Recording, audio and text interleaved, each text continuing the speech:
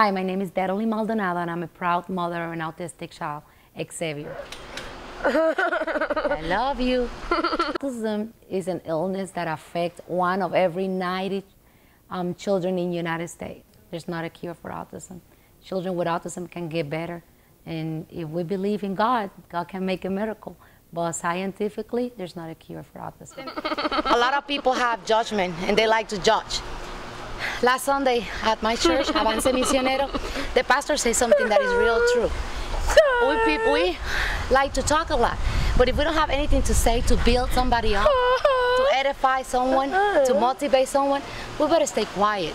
Can you imagine a family that have to struggle every single day with a life like this?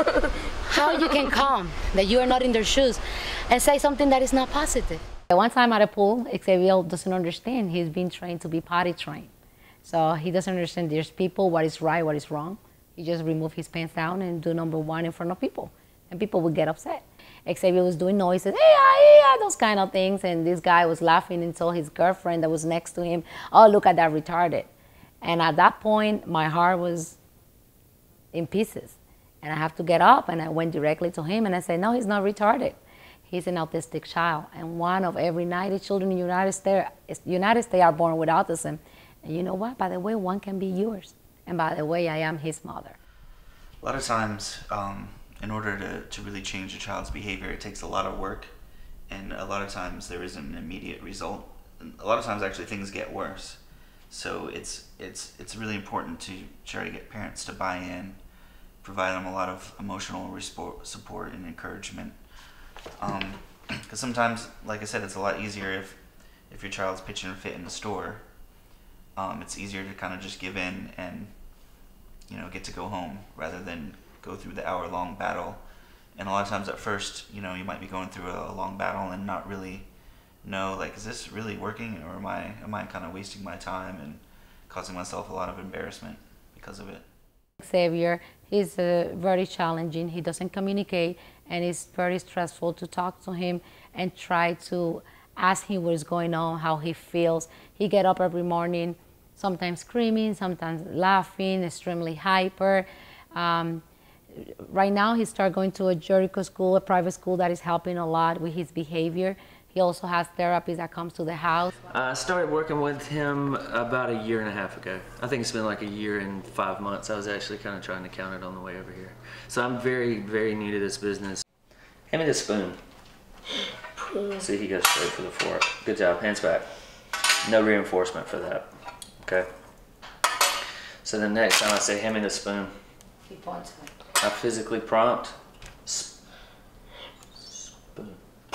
Good. He has a hard time with consonant, like spoon, street, things like that, so I'm accepting poon right now. All right, good job. Hold on one more time. Hand me the spoon.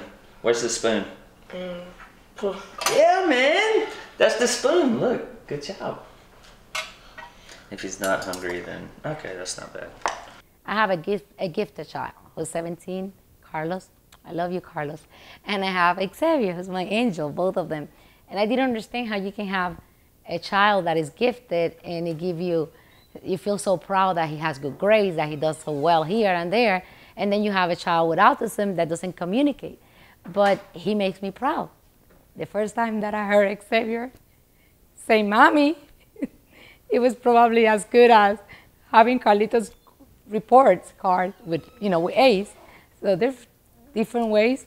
And I know I'm special, and I know God give it to people that can handle it. Anything. I remember in first grade, I had a dog phobia, and this girl, I don't know how like first grade girl has the balls to say this. She was walking her dog, and she went out of her way to come up to me while I was in my porch with her dog that was huge, and I was super scared, so I didn't do anything about this. And she just came up to me, and she's like, "Your brother's a fool."